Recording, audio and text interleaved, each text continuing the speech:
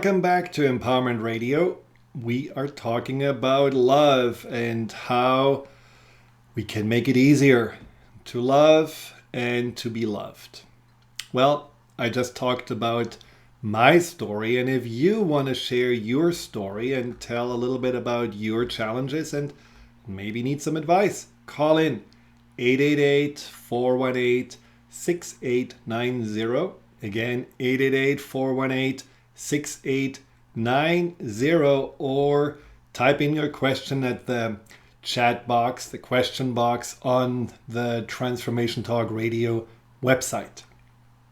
Now, similar to me, I want to tell you a little story about a client of mine, Susie, who also had problems with relationships. Now, in her pattern, she always basically fell into relationships as soon as someone just gave her a little bit of attention.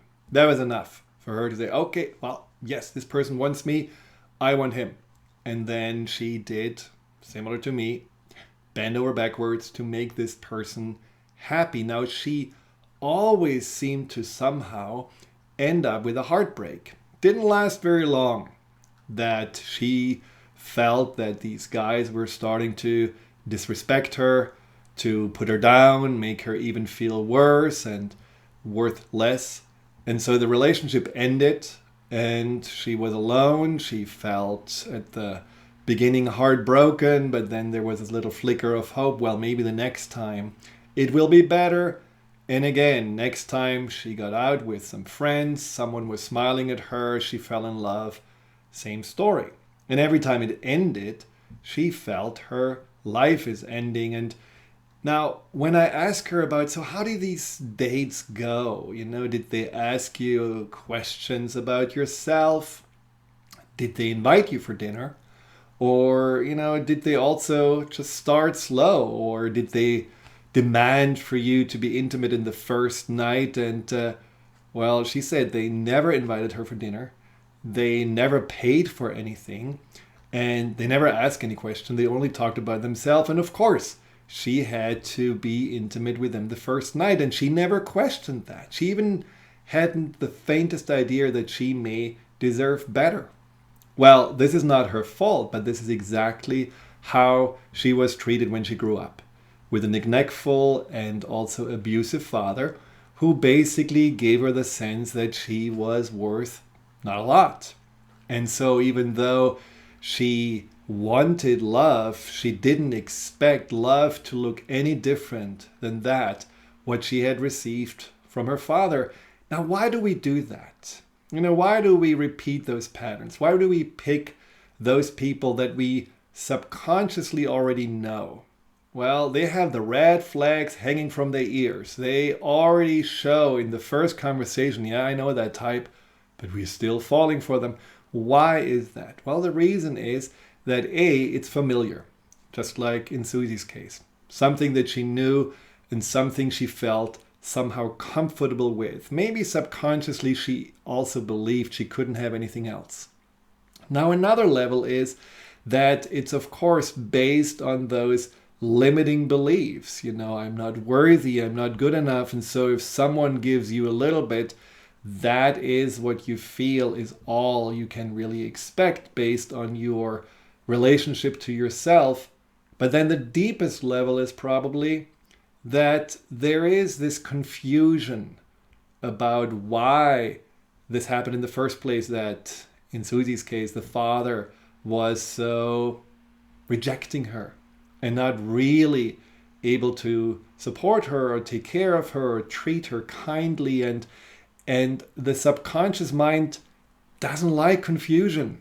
It is really a part of our mind that wants answers, wants to find resolution, wants to understand. And so it lets you go back into the same patterns over and over again until you resolve them.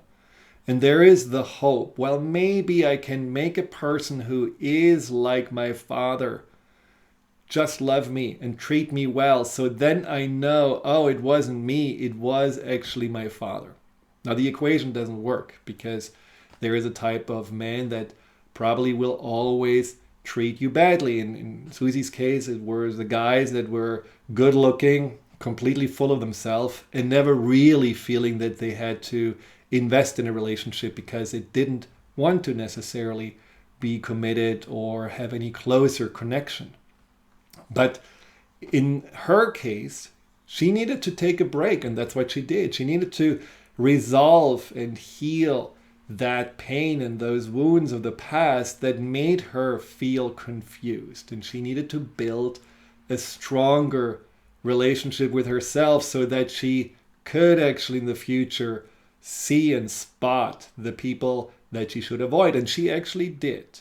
Because, I talked recently to her, and she, for the first time, felt like she was able to say no when she got attention, and she was able to simply have boundaries that she never had before. And she was attracting now a guy who, for the first time, is treating her well, who is treating her exactly how she has learned to value and treat herself, and who is willing to ask and is interested in her and wants to learn to know her and takes it slow and takes consideration for her feelings. It's amazing. And this is something that she did after taking a few months off, really focusing on herself, and now as a new person entering into the dating world. Now, if you have issues like this, challenges like this that you want to resolve, you can set up a free consultation with me, and you simply go to thefearandanxietysolution.com, fill out the little free consultation form, and we will set you up to have a chat about what I can do for you to resolve those blocks that may hold you back from finding the love that you want. Now, Tammy writes a question on the chat box, and she says, a couple of years ago, I met my soulmate. I felt at home with him. I felt he was my mirror. He believed I was his soulmate too, and he told me that he has a fear of commitment, but he was willing to see a psychologist to heal this issue. I sabotaged this relationship once, but we worked things out.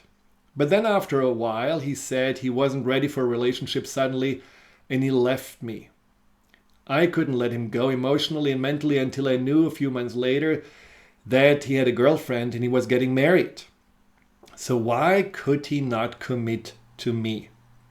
Well, that's a really good question.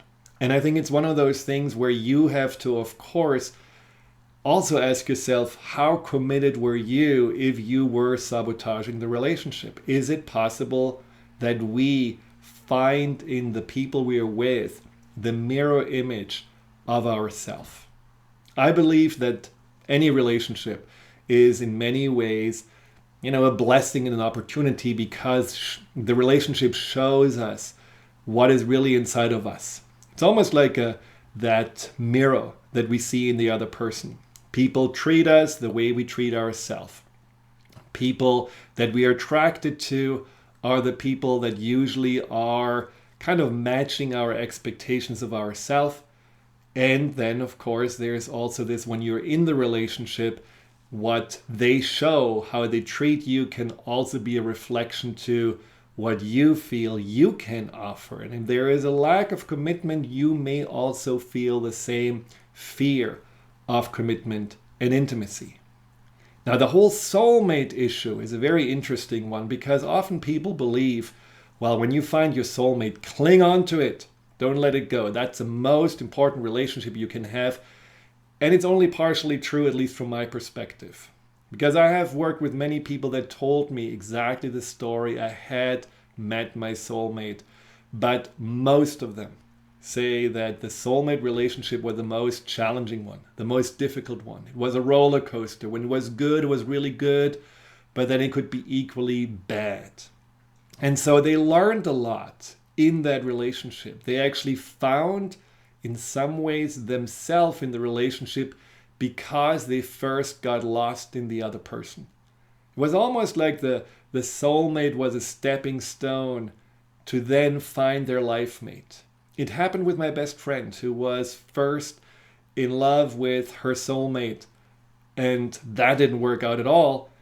And then she found the love of this life and is happily married. So there is something we just have to also put into perspective. Whatever we think we should have, sometimes it is only temporary, and it is more meant to help each other than it is meant to be something together for the long run. Now, there is another question I want to quickly address, and this is from Noelle. She says, honestly, I like when men chase me. I like the sexual attention I get from them, but I always keep them at a distance. I enjoy this kind of attraction, but it hurts me because I long for a true deep connection, but I don't trust men's intentions towards me. And this is another example of maybe a fear of love, a fear of commitment, and at the same time a desire to get attention and desire to get approval.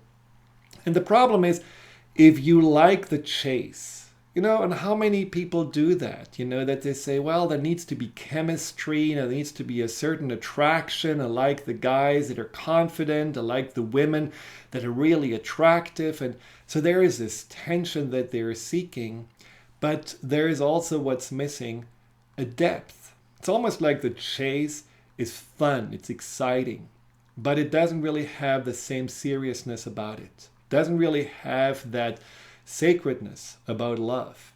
It doesn't really feel it's all fulfilling, but really just fulfilling on a certain level. And I think we have to also ask ourselves in this regard, what do we associate with love? Is love really just something that is about the excitement in the moment, the chase, the conquering, maybe having someone really attractive by our side where we feel better about ourselves because of it? Or is love more than that? Is love maybe something that comes from a place that is more connected to compassion, the desire of sharing what's inside of you, the desire to be seen and see someone else? Does love come from that desire to build something together, to grow together, not only old, but to really expand further and support each other on that soul's journey, on this life that we have? Is love something that we don't really spend enough time thinking about? So after we come back, I would like you to think about a few lessons or maybe imprints that you have learned or taken on during your upbringing.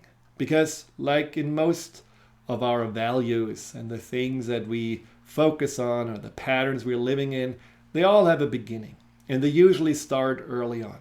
And so think about it. What was your role model of love? What did you see about love? What did you learn about love?